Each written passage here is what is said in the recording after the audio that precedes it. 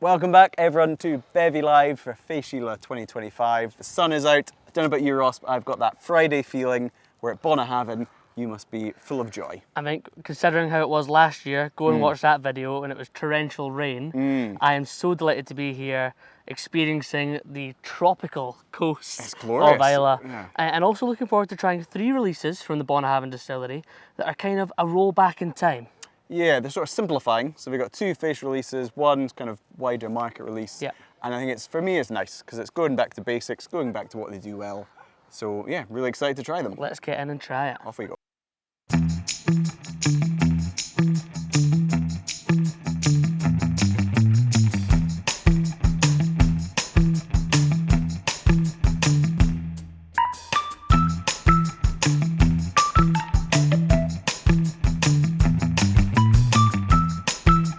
We are thrilled to be here in Warehouse 9 at Bunnahabhain Distillery on Friday of Fèis 2025, joined unfortunately by Ross, as always, but also by Katie. Hello. Thank you so much for welcoming us to this fabulous distillery.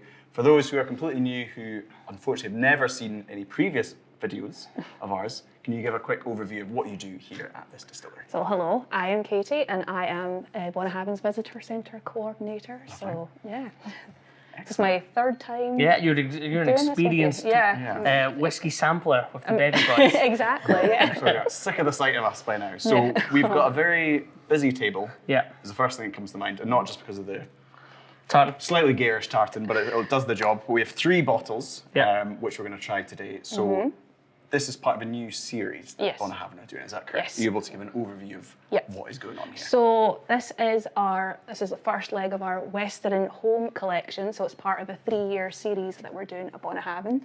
Okay. So this is the Turas Math collection. So it's 3 lovely bottles, 2 of which are Fèis bottles for this Excellent. year. That's why So we're here. I thought I'd just bring all 3 of them here just to give you a try. It's all All 3 research, bottles. right? Yeah, it's So all research. Taking It's, a step back, Western Home, Yeah. for those, what are you on about? What is Western Well, Home? Western Home, a song in the air. It's a famous song about Islay. Used to be kind of a big part of our branding as well. So back in the old days, the lyrics used to be in the back of our Bunnahabhain 12-year-olds. We've got a famous tour guide that works for our distillery called David Brody, and he likes to sing the song in Warehouse number 9, which is where we are just now. So Western Home. We're going back to our roots with this one, and this first kind of leg of the series is all about the journey. So that's why we've called it Turas Math, which translates into good journey. That's how exciting, quite nice to have a distillery rolling back rather than trying to always modernise. Yeah, I think we get quite exhausted, don't we? Like every distillery, we're going to push boundaries, we're going to try something new, we're going to do something that's never been done before. And you sort of lose interest after a while. I think it's nice that Bunnahabhain are almost saying, actually, we're very good at what we do day to day. Let's just focus on that. Let's not do any gimmicks. Let's not muck about with crazy peated expressions or whatever. It's sticking with what you're good at. In terms of the spirit and the distillery, it's a distillery we both know and love. We've tried it before on the channel. Of course, we've tried the Fèis releases previously as well. What is different about these 3 releases and the liquid and the cask types, etc., used here? So all 3 are kind of completely different expressions. Again, just kind of more talking about that journey. So like 3 casks from, the casks are all from different regions as well. So we'll get more into that once we kind of try the jams as well. They're all unpeated this year as well. So we don't have a peated festival release. So it's the first time since I've worked here that we've not had any peated whiskies. But again, it's all about going back to our roots, and we are known as an unpeated whiskey. Exactly. So, and visitors to Islay, if they're disappointed you don't have a peated expression, they don't need to go far That's true. to get something It's else. true. So It's that's, true. I can understand that. you don't need peat to make a good whiskey. I totally agree. Let's get them yeah. poured. All right. So this is dram number 1. So, oops. I better not spill any. No, you're good. That's precious liquid. Pass it along. And it's a 15-year-old whiskey. Lovely. Thank you. 55.9%, so nice wee strength on it. And it's a marriage of whiskey aged in Manzanilla sherry casks and whiskey finished in Amarone casks. Interesting. So it's a lovely kind of sweet and salty. Excellent. So this is the Dram. market non-Fèis release. Yeah, so this is market available worldwide worldwide retailers. Yeah, online retailers everywhere. and kind of local retailers. So yeah. Well, thanks for sharing it with us. That's all right. Cheers. Cheers. To your Thanks so health. much. Pleasure. We've certainly had Bunnahabhain and Manzanilla before, Uh-huh. but I don't think I've had it in Amarone before, so this should be really interesting. Amarone, obviously Italian red wine, Yep. so it'll be interesting to see how that matches up with the sherry. Yeah. Is there much of an influence in the colour? Our favourite thing, looking at the colour. Oh, Hard to do sometimes, but it's beautiful, like kind of. yeah. Is it a russet. lengthy finish or just? The Amarone is 5 years. So, Okay. Wow. Yeah. Okay. So, but Manzanilla was a full maturation. Nice. So. Oh, very good. Good question. Thank you, Ross. Nose is very approachable, and generally, actually, you don't get that alcohol in the nose, No. despite being at 55.9. It's quite fresh on the nose as well, which again, maybe not what you assume with sherry and red wine. How do we taste? Yeah. What do you think? I think it's nice, really nice. I think I'm a sucker for sherry casks. And I Yeah. love a big, bold Yeah. Bunnahabhain that's looks like almost like red wine Yeah. in a glass, and this is obviously very different to that. Yeah. I think you can taste some of that distillery DNA coming through. Yeah. It's very nice and rounded. I think this maturation style for me, I'd probably struggle with at a younger Yeah. Okay. age, but I feel like it's had enough to kind of mellow Yeah. out and become quite well rounded. Palate's got a wee bit of European oak spice. There's no denying that, but also it's got a richness that you don't get on the nose, and a nice texture as well. I've added a wee bit of water straight away. I think it'll help it out. Yeah, I wouldn't describe it as a sweet whiskey. It's got elements which, of it. which is maybe what you would expect, but Manzanilla is that dry sherry. You just like saying it with the accent. don't you? Manzanilla. It's quite a sexy sherry. I've always Yeah. said that, and it is quite Notes of nutty and chorito? citrusy. And no, well, Manzanilla, you do expect that kind of lemon rind and nuttiness, which again, that freshness would come across maybe as coastal and something you'd expect in Bunnahabhain.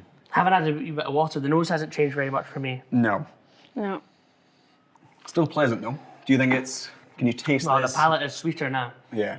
Yeah, and it gets rid of that spice as well. Really interesting. It is not very cask orientated or led, despite having those two influential cask types, which I think is quite interesting to try. Would you say this tastes like Isla? I Katie? definitely think. Well, I think Yeah. it tastes like Bunnahabhain. Yes, Yeah. that's the best answer. So I get those lovely salty notes. That's what I really love about Bunnahabhain, and obviously the Manzanilla really helps bring that out as well. Yeah. I love the balance with that Amarone. Like I'm just getting like the little hints of. Amarone always reminds me of the like really ripe cherries. Yeah. So, but I don't think it's. It's not overwhelming. It's not overwhelming. No, I It's just totally like agree. it's kind of like it's there, but it's not overpowering. Yeah. Yeah. So We might yeah. come back to it as well. I'm a sucker for like a sweet dram and that little that drop wee of drop water. of water Yeah. makes it much sweeter. I think that's when I associate Bunnahabhains that I love. I do think of the sweetness of the spirit. Yeah. Also because I'm known to be not a massive heavily peated whiskey fan, Right. so I knew I'd like this lineup as well. Yeah. I'll pour the second dram for us. So we've got one at 58.4%. No age on this one. No age statement on the Palo Cortado. Palo So Cortado. it says a Palo Cortado, but it is a 1 year finish Okay. in the Palo Cortado casks, and yeah, it's quite different from the first one as well. It's quite a different dram in general. It's so it was first aged in bourbon, so it was in American oak bourbon barrels, and then finished in the Palo Cortado for a year. So I've personally not tried a lot of Bunnahabhain whiskies aged in bourbon. Most of what we do is aged in sherry. And they're cask finished, So yeah. and this was finished in the Palo Cortado sherry. A lovely nose. Which are about actually. 1,400 bottles available of this as well, and this is Yeah. one of the Fèis. This is one of the first releases. Fèis bottle, the second bottle in the series. Oh, the Wonderful. nose is fantastic. I That's lovely. was just thinking the same when I had it earlier. And it is bourbon influence. It's not the Palo Cortado I'm getting on the nose. It's like creme brulee. It's Yeah. like It reminded me of like gingerbread. Yeah. Or quite biscuity yeah, and biscuity, very biscuity. baking or spices. Lotus Biscoff biscuits. Oh, I love Nice. them, yeah. Nice. Dunked in a coffee. And That's Yeah. a great note. Nice, That's yeah. a great note. The nose is so inviting. Yeah. Again, don't get the 58.4 I was on the going to nose say at all. no. And for a non-age statement whiskey, obviously we can't, Yeah. speculate too much about the age, but it's not. Aye. I'm young genuinely and so excited fiery. to try this. know. The nose is so inviting. Right, have a wee taste. Tell me what you think. Again, Oh, it's like syrup. yeah, good Yeah. texture to it. Yeah, really, really nice. Lovely mouthfeel. I think it's amazing comparing that to the first one. Yeah. You see the difference in ages. Yeah.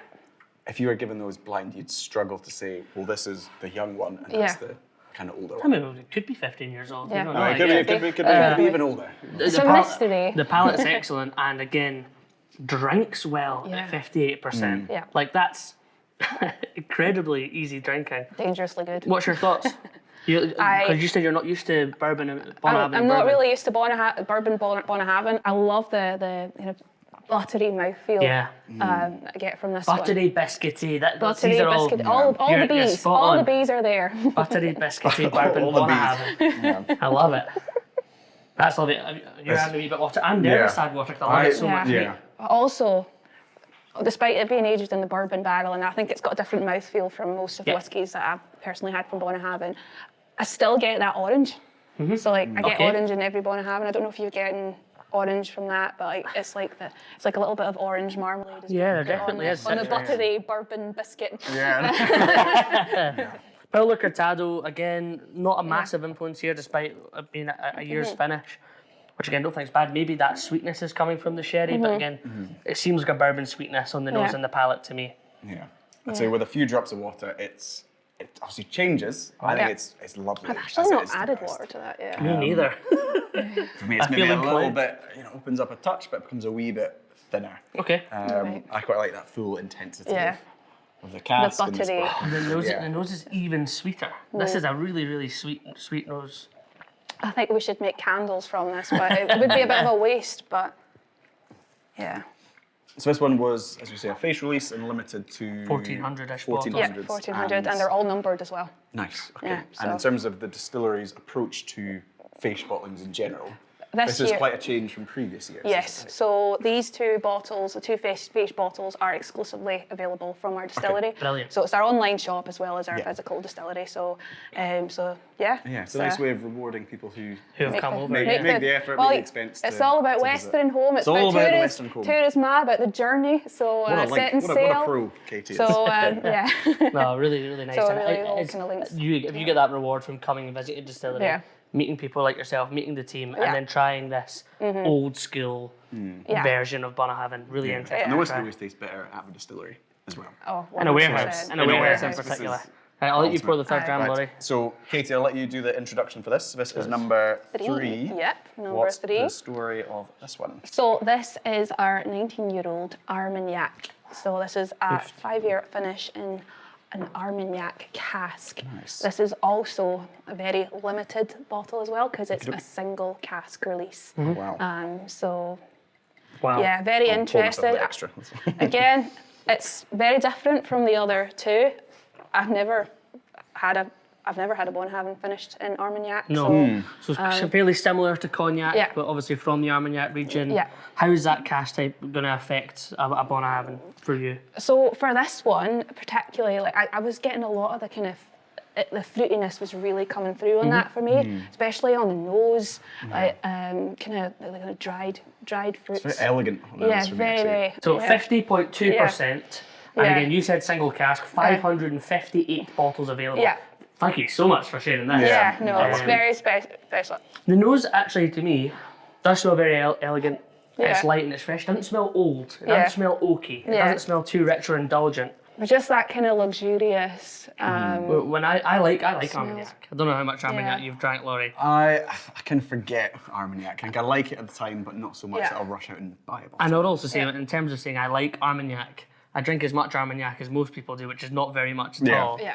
But Armagnac is that kind of increased viscosity, long finish, mouthfeel. When you have single barrel Armagnacs, they taste to me like European oak whiskies. So they've got a real rich depth to them, as well as sweetness.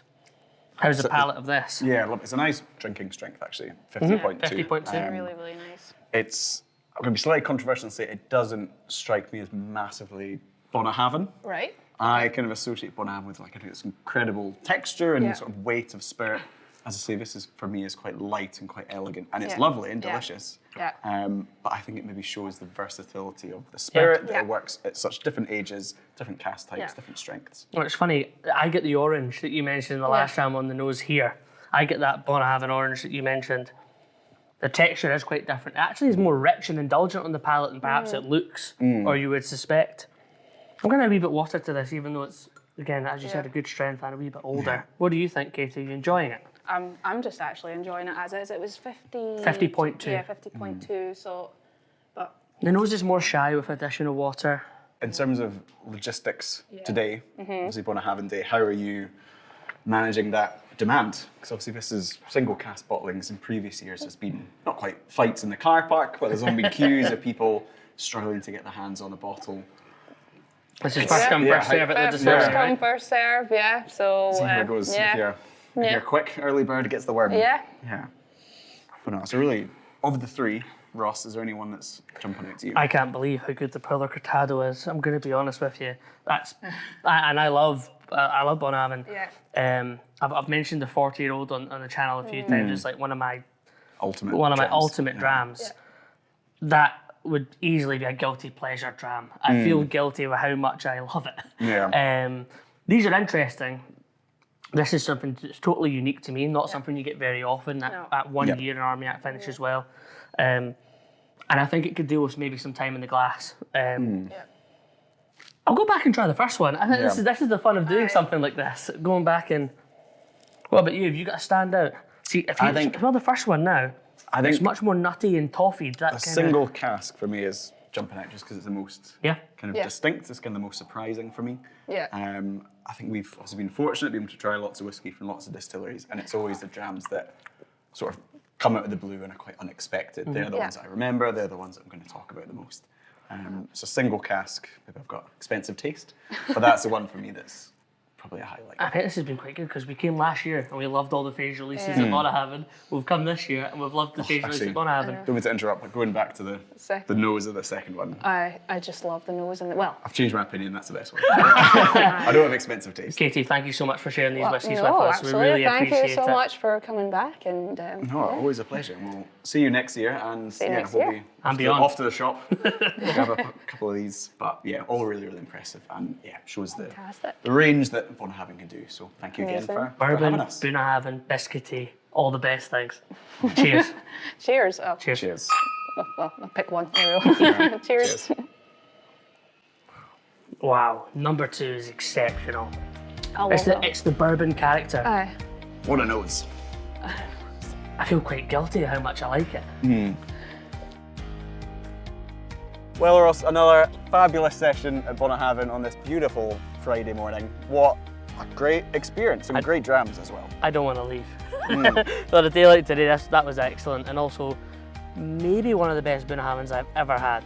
That's a big claim. Yeah. You've had some mad Bunnahabhains. I have, but that second dram was quite special.